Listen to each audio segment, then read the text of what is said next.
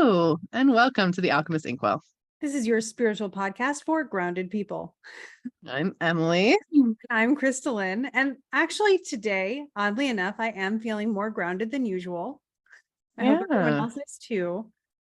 Yeah. Yeah, it's been really interesting. I think we've kind of transitioned out of the severe inconvenience that was Mercury retrograde during eclipse season, because that's what it felt like more than anything, at least to me, is like just inconvenient things happening all the time.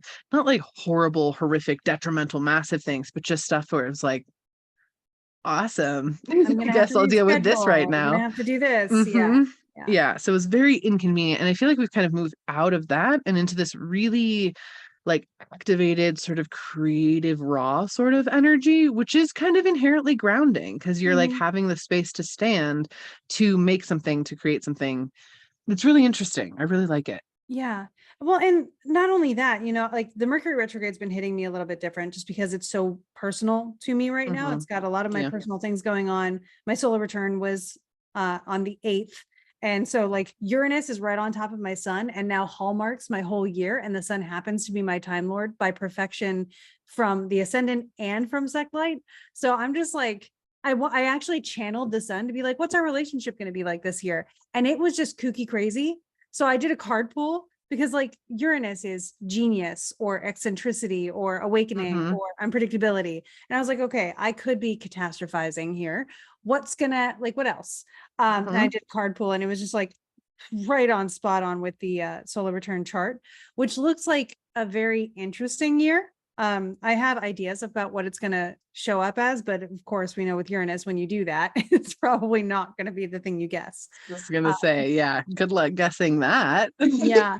And then there was the Uranus conjunction with the sun perfected on May 9th. So everybody got to experience that energy of it. It just happened to be on the same degree as my actual sun. So now I'm living with it, which is where the new hairstyle came from. Yeah, you guys should go check out the YouTube if you're not. Krista has a new hairstyle. It looks great. I really like it. Thank you. I needed something less maintenance, shorter and edgier, and talked to my hairstylist and they were amazing. Yeah. Also, your necklace reminds me, my guides bugged me the other day. They were like, because I've been like wanting to get some new jewelry stuff for like travel and like grounding and those kinds of things. And they're like, go get one, go get a labradorite necklace. And I was like, all right. So I found a couple of them actually. I got like a pinkish sort of one and then like a bluish sort of one. But I just thought that it reminded me, I was like, oh yeah, I got shoved into that about last week. Hey, you need jewelry now, go get it. And I was like, okay, God, I guess I will. So yeah, I was looking at next week and then also next month in the astrology. And I was like, dang, there's a lot of social cycles happening and like transpersonal cycles happening. So what I mean by that in astrology is like, you have your personal planets, which is the moon, Mercury, Venus, the sun. Those are the personal planets. They move so fast, we can actually feel them. Mars gets thrown in there too. Yeah. So you feel them when they move because they're cruising, right? But then you get out past Mars and it's the heavy hitters. It's Saturn, Jupiter, Uranus, Neptune, Pluto. They're very slow. So you're not going to track their results day to day. Saturn and Jupiter are considered social because they are faster, they're like mid-range, if you want to call it that. So we'll notice things unfolding over the course of a year, 3 years with them because they're moving slowly, but still moving. But then you get the transpersonal planets, ergo like Pluto, who defines entire generations, or Neptune, who is like a mini generation, Uranus, a micro generation. Like Uranus has been in Taurus since 2018 and will not get out until 2026. That's how slow these things move. So when the outer planets interact with each other, especially an astrologer and more archetypal astrologer, Richard Tarnas, observed in his book Cosmos and Psyche, which is a really great introduction to archetypal astrology and just the feel and vibes and personalities of the planets. But he also covers the cycles when Jupiter and Saturn conjoin, which is considered a great conjunction. It's a super big deal as far back as Egypt and Babylon and all that stuff. But then like Uranus, when it conjoins with an outer planet like Jupiter, as Uranus and Jupiter are going to conjoin over the next year. It's a thing, right? Because you have these big, slow moving, unfolding things coming together and it creates big deal cultural events that are going on. Like, for instance, a really cool one is there was a Pluto, Uranus, Jupiter conjunction with the moon In 1969, it happened to be the day we landed on the moon.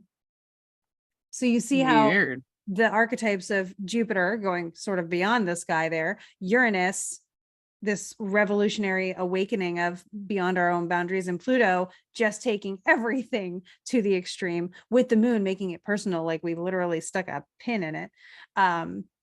It just goes to show like how those things really come together, and it hits a landmark in our history in a sense. Again, Saturn, Jupiter, we know that happens every 20 years or so, but the cycles are a little bit more complicated. We recently had one of those at the end of 2020. A Saturn Pluto conjunction is what kicked off the whole 2020 situation. Saturn or Jupiter Pluto conjunction really hallmarked and was very accurate to the different when we had those expansions or peaks of COVID numbers.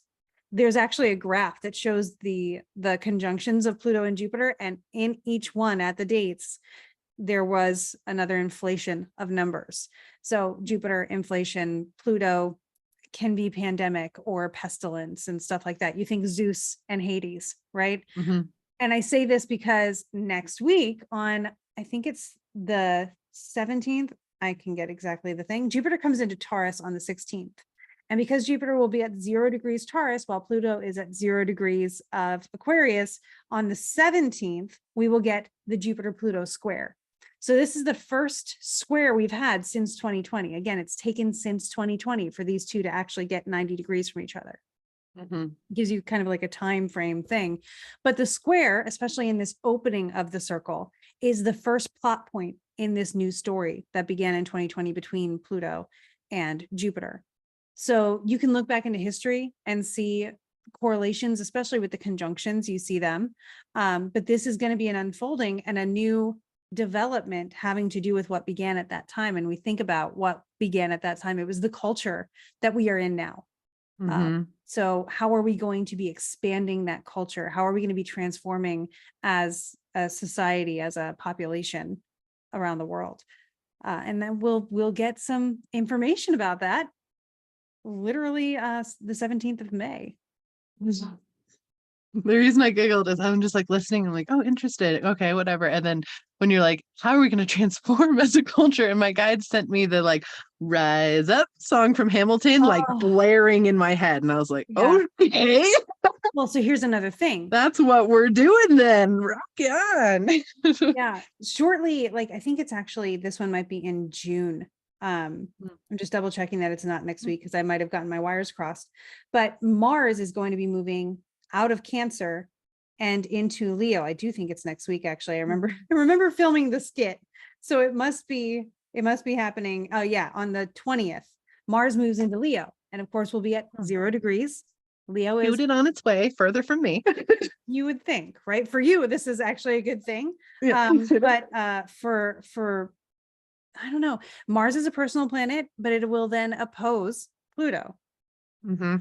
So their last conjunction was actually, I think it was late 2021, I want to say, in Capricorn. So stuff that happened around that time. I think there was also one, these actually corresponded, if I remember right, I did mark these down because I'm going to do a YouTube video specifically on this. So we don't have to go like too far into it, but I'm going to do a video on it. It coincided with certain things that are happening in Europe that are clashes of titans, so to speak. So I mean, with sand-filled potholes and that kind of stuff, that kind of thing with the coordination, or are we talking more like boom? Boom. Okay. Talking boom.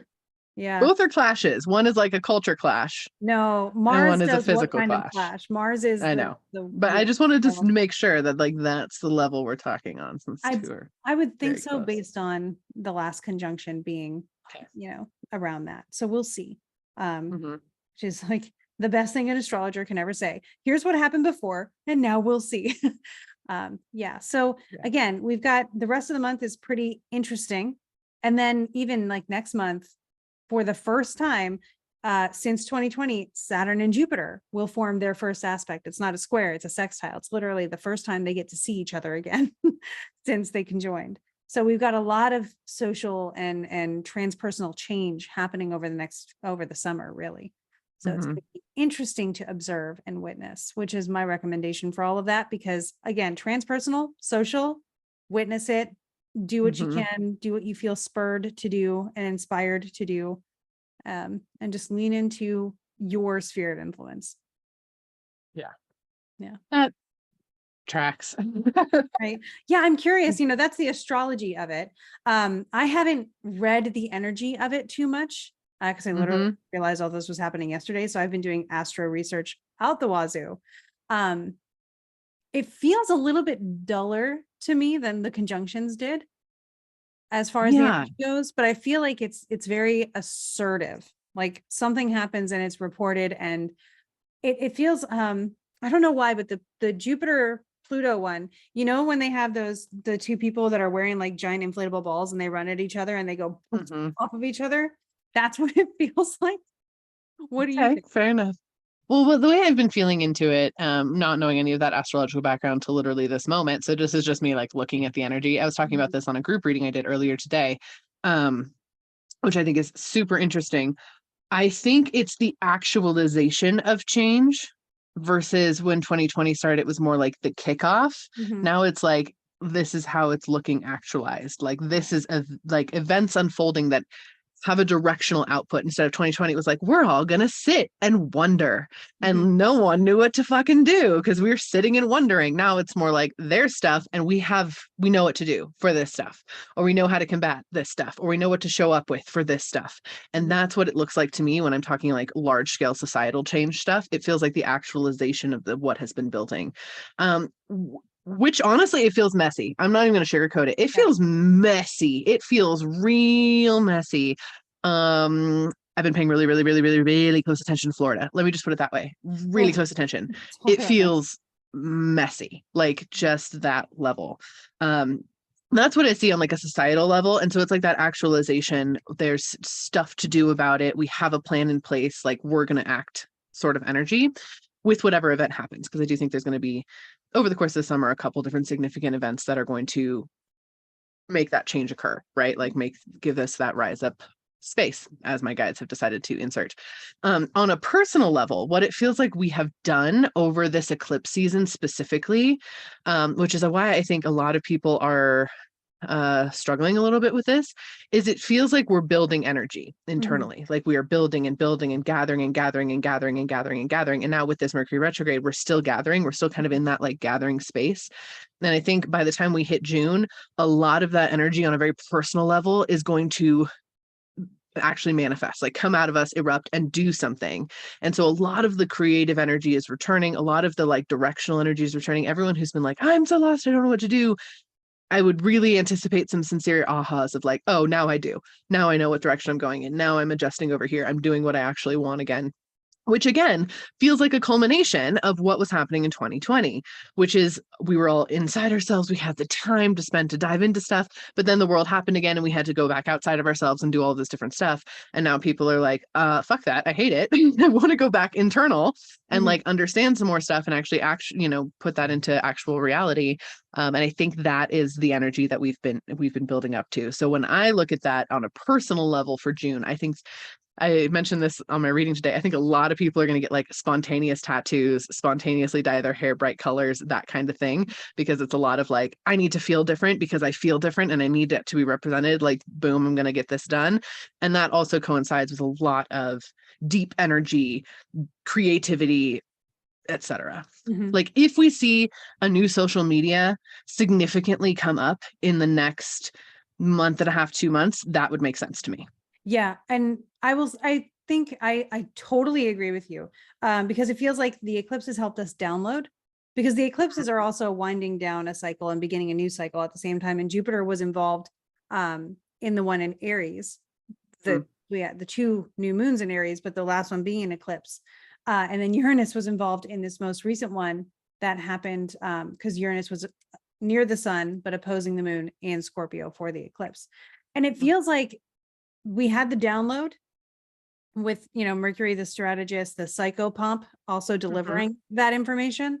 And then with this square, like you said, we had the start of it where it was, okay, we have to be still now. We have to kind of like weather the pandemic. And now it's like something needs to be done. We know it needs to be done. This is where we start doing. And because it is the opening square again, you know, thinking about a whole circle or even like the hero's journey, you think about even a first quarter moon, it's the experimenting. It's the, we're going to just do something and see, we'll probably get a lot wrong. And a lot of people with big egos will probably make the wrong feel a little, or make them, the experiments feel a little bit more dramatic as well. Inflated ego is another thing that you can even think of with Jupiter and Pluto. But also thinking about that whole death and rebirth, the regeneration. We are regenerating our society after that big event that happened. So this would be more of the rebirth part of the cycle as we start kind of, you know, seeing what we're capable of and seeing what we want to do now. And I think there will be trial and error in the best of ways and in the, you know, eye-rollingest of ways. I do think, honestly, one of the energies that I see with some of that trial and error stuff, it feels very much like chaotic, malicious compliance. Like a lot of the old stuff, like egos are trying to like force us into doing these things or whatever. And people are chaotically, maliciously complying to that and totally breaking the whole thing. And like everything they try to put in to control is just going to get broken again by like a lot of, it's not like, oh, I will attack this. It's like, oh, you want me to do that? Okay. I will do that, but I will do it in the most ridiculously maliciously compliant way possible. Like and that's the way that the energy what? Like actual genies, where it's like, be careful what you wish for, because I will do exactly that. It's very that energy when I look at like the war of what was trying to still kind of infiltrate and then what is now we're making and how that kind of plays out, which is going to be it's going to be weird. It's going to be messy. It's going to be chaotic. It's very flat. Yeah. Yeah. It's just, it's very interesting to me that over the next week, Pluto gets to interact so much with what's going on. Because again, those transpersonal planets, unless someone talks to them, they really don't get to talk. And they're just sitting there waiting for the message to be delivered. And it's interesting. Also, oh, go ahead. Well, just on that, I was just going to say, Pluto is malicious compliance inherently. Like we just like Pluto is a paper pusher. Like, let's be real here. Like that is very much how both Pluto and Hades energy kind of works. Is they're more of like the, oh, we manage the underworld. They are the bureaucracy of the underworld more than they are like Charon or someone like that who is like the ferry boatman or like death, or you know what I mean. They're more just like, no, we just make sure everyone goes to the right place and like that kind of energy. So that would make a lot of sense as far as the malicious compliance space goes. And I will, just to quote really quickly from Cosmos and Psyche on Pluto.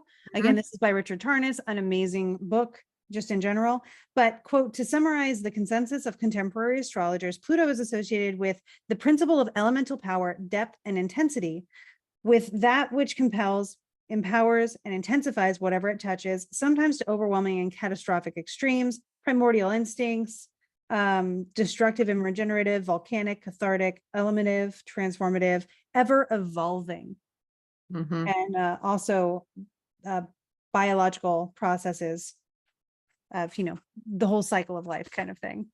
So it's very interesting. That makes, I mean, it makes a lot of sense for sure.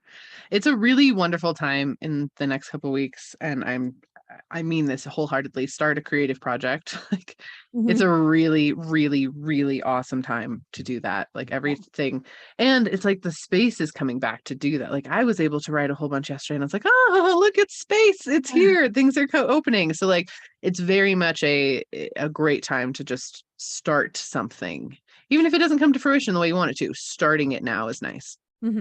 I also just got a ping of, this is the perfect time to cut something toxic out of your life. I'm just going to leave it there. And to replace the space of that toxic thing, fill it with creative stuff. Again, the death and rebirth for what you're going to cut the cord with. Give life to the thing that you want to see more of. I really agree with that. I think it's a really, and I also think don't be surprised if you're like, oh, what should I cut out of my life that's toxic? And then you get an answer and you're like, that's not toxic. What are you talking about? And then you have to actually look at it in a different light, or like go around the other side of it and be like, oh, maybe that is actually a toxic thing. I just didn't see it that way before. Because that's the type of toxic things that looks like it's coming up. It's less of like, quit smoking cigarettes. I mean, if that's it, awesome. Yeah. But it's more the stuff that we didn't think was toxic because we were so far into it. Yeah. And it's one of those things that it is if you get angry thinking about letting it go, because that's attachment. So it's one of those like, I could give it up, I just don't want to kind of energies. If you catch yourself and witness your physical self having that reaction, don't judge yourself for it. It's an emotion associated with a thought, and it's totally fine that it's there. But now you have everything you need to understand that, yeah, maybe there's a certain level of attachment here. And perhaps it's not in your highest and best interest to maintain that level of interest, attachment, whatever. Yeah, I know what you meant. You're good. Thanks. I'm trying, man. Yeah. Mercury's got me. Yeah, Mercury's been an adventure. Yesterday, out of nowhere, my Switch did this little notification. It's like, your SD card is corrupted. And I was like, the fuck? And it was like, you need to restart. I'm like, if this deletes all of my games and my save data, I'm going to have an issue, because this week there's a special game coming out. And I'm like, we're not playing this. I'm not doing this right now. Yep. It did not delete my save data, at least on a couple games that I did have to re-download everything onto it, but the save data was still there. So sorry. That's awesome. But it was like, that's like the inconvenience thing, right? Like, it's like that level, that's what Mercury is doing. It's like, oh, would you like to clearly communicate a thought? No. It's that sort of energy, which is just funny. Yeah. Lots of spiritual energy though, too. Well, and isn't that the same thing in a sense? I was just talking to my hairdresser. I love my hairdressers, by the way, because we get to talk about everything and everybody gets involved in the conversation. So we were talking about how magic is everyday life, and we just forget that magic is so practical or so present. And you think about technology, that is absolutely magic. The fact that airwaves do what they do, or electricity moves and all that stuff, what makes those things happen is absolutely magical. And it's really nice to remember that, so that you can stop telling yourself that magic is impossible, because you're surrounded by it all the time, visibly with technology, but then tangibly with everything you decide and everything that you do for yourself.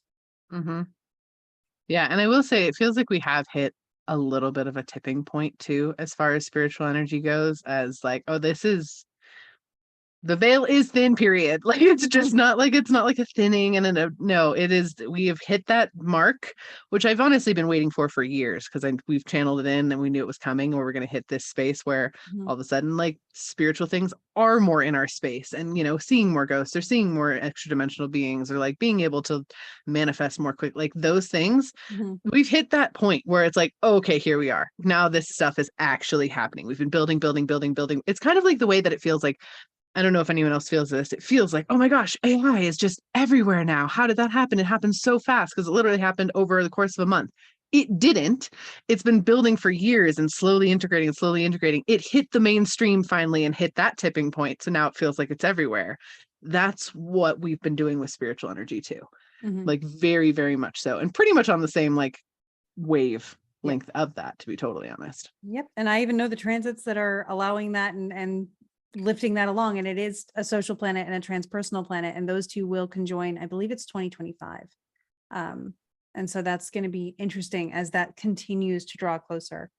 I'm looking at Saturn and Neptune with those two, because when they do get together, often we get spiritual stuff, and this time even more so, because they're cruising together in Pisces for a while, but then it happens in Aries. That's where the conjunction happens. It's 0 Aries. Literally the creation degree, if you think about it. It's the first degree of the zodiac. So this is where like you would snap and life would burst forth, kind of thing. Yeah. It's going to be really interesting, because I think organized religion is going to have a really hard time. I think it already is. It is, but I mean, it's going to be interesting. And then, so the tactics to scrabble for people, I think, are going to get very weird really quick. But the other thing is, I think and I know that this is something, being a spiritual creator, like being a content creator in this space, I'm massively exposed to the naysayers and the, oh, like you are a devil worshiper and all the sorts of like, who, the people that are like, actually, that's not correct because I don't think so. Like that kind of like, there's so much of that. Yeah, I've been getting that a lot on my YouTube shorts. Like people on TikTok are still as cool as they've been, but I cannot tell you how many times a week some person comes into the comments on my YouTube shorts and is like, professional astrologer, what does an astrologer do? And I'm just like, you know what? I'm absolutely going to tell you, because maybe, and it won't be me, but maybe you'd benefit from like working with one. Or like, you can't put professional and astrologer in a sentence. And I was like, well, that's really cool, because you just did. Good job. That's exactly. my low road happening there. But I love it. That's okay. Petty roads are still roads. But it does feel like those, like that is going to come. It's not like it's going to ramp up in a way that's detrimental. It's going to ramp up in a way where you can see the people trying to hold on to what felt safe and normal, and you'll be able to see through it really quickly and not let it hurt you or hit you so much, because so many more people are going to be getting on board and trying to expand their perspective and trying to understand life more. I also think, this is just a random prediction, but this came in the other day, and so I'm going to throw it in here because it's very on par with this. I think we're going to see a pretty far-reaching legalization of a lot of psychedelic substances with this, for therapy purposes, etc. Because I think that like craving and necessity of mind expansion, and people who don't know how to do it in this kind of capacity or don't understand those resources or have a different path, are going to lean more in that space. And that is also going to be a big shift that I think is coming in. The acknowledgement of the mind factor, rather than just everything having to be body, or the acknowledgement of the spirit factor, rather than just everything having to be body. I think that's going to be incorporated. I think that, because we've been saying this for months now, before we even talked about Saturn and Pisces, along with that, I think we see more credentials being requested, perhaps required, of people who work in those spheres. You're going to need to say, I am a responsible practitioner of this intuitive or energetic or esoteric field. Because there's going to be so many people who are just going to pop in and be like, yeah, I do that. Let me mess with your life. So I highly recommend, whatever you're doing, if you don't want to get certified in specifically that, at least take like a coaching or coaching skills course. So you know how to work one-on-one with clients. I think that is the smartest first step you can take. Even if we never see regulations appearing in this area, it's just going to help you work with clients so much, if that's something you're interested in. I do definitely see that. But yeah, honestly, I'm excited. The energy of the next couple of months is really exciting to me, but I am a Gemini, and we're entering into Gemini season. So like, take that with whatever you want to take it with. But to me, I'm like, yay, change in my season. I love this. Like, that's where I get it. But I'm working on the horoscopes for all the signs for next month, and Gemini risings, but of course you have your sun there as well. So it may really, it may feel like that for you too. They have the most impactful energy next month. They have the most attention, which, you know, it's kind of a good thing for them. But there's a lot happening. So it should feel pretty active next month. Also, anybody who's listening, just a personal request. I'm looking to see what you guys want most with those monthly videos. Do you want one monthly video with the lunation, the new zodiacal season, the other lunation, and all the horoscopes in one video? And then you can just click through and watch as you need? Or do you want me to split those up into like 3, where one's horoscopes and then I just do a different one for the different lunations and stuff? Let me know, because you guys are actually really kind in responding and commenting. So I know that I can trust you guys to give me your opinions. Nice. Yeah. Cool. Also, thank you to our patrons. We didn't do one of the topics that were voted on today just because we wanted to make sure we actually addressed this astrological event, so you guys were prepared, because this is not pop astrology. This is not that at all. This is more deep stuff, and also, you know, deep energetic stuff and stuff that is worth knowing, because most of you are on the path of on the radar of this, like in this space, and that is valuable. genuinely valuable. So we wanted to make sure we covered that. But if you want to go vote on the content options in there, we have some really good ones coming up, which we're super stoked on.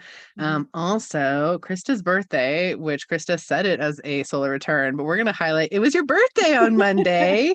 Happy birthday. Thank you. Thank you. Just gonna point that out. Really quick other thing, we are still open for the Forgotten Storytellers pitches.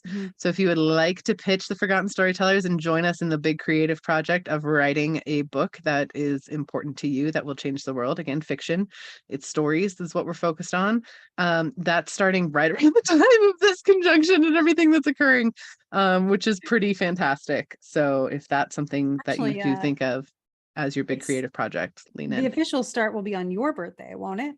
It is, yeah. The start of the cohort is on my birthday, which is like 3 days after we get back from Greece. So yes. And we will be so excited. The cohort is already, we have people who are already in there. We're so excited about them, and we can't wait to introduce everyone who's supposed to make these new connections and make these new amazing friends in this group to each other. Our favorite part of the Forgotten Storytellers is the like bonds that happen between everybody that's in there. We keep our cohorts really small. It's usually like an absolute max of 12, but usually around 10. And it's really special. Like we have Forgotten Storytellers who now like live together. Like met each other in the program. Like we have so much connection there. It's just such a magical, like you're supposed to meet these people at this time. You made that kind of agreement sort of thing. And we just are lucky to be there to help. So that's our favorite part. Yeah, no, I said to you the other day, like, I just cannot believe that we are given the ability to do this, because it's just so expansive, and I'm always in awe of it, which is great because it never gets old then. Right. No. So we're always just so in it with everyone who does it. It's literally this personal mentorship, but it's like a friend group that Emily and I give tips in for psychic abilities, some astrology, and getting a story out there that's actually going to make a difference. And what a time to do that when society is emerging from all of this. It's honestly, it's gonna be really cool. I think it's going to be really, really cool. I think it's a perfect time. It's the time, if anything. It feels like there's not enough hours in the day to create everything I want to create, is how it feels, which is good. Like, and capitalize on that energy if you've got that too. This is the time.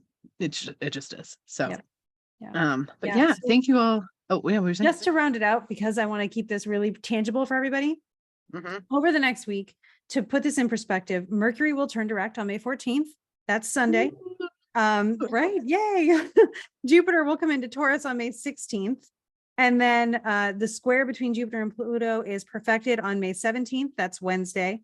Mars will come into Leo and then oppose Pluto on May 20th. The opposition isn't perfected on May 20th. I think that's on the 21st. But just so you know that that's the timeline we're looking at. And if you were curious about the last conjunctions with Jupiter and Pluto, just to see what started around this, April 4th, 2020 was the first one. Then the retrograde of both of them was June 30th, 2020. And then they had their last conjunction on November 12th, 2020. And then here on May 17th, we'll see the first real opener of that story. So if those dates sound familiar from 2020, now you know. Interesting. I'm excited. We'll see how it goes. We'll be here with you. We'll help you track it. We are all going through it together. And you know what? It's the opening. It's the rebirth. Let's look forward to what comes from that. Yeah, I'm into it. Very much so. Cool. And thank you all so much for being here. Thank you for listening. Thank you for watching. If you're on YouTube, we appreciate you.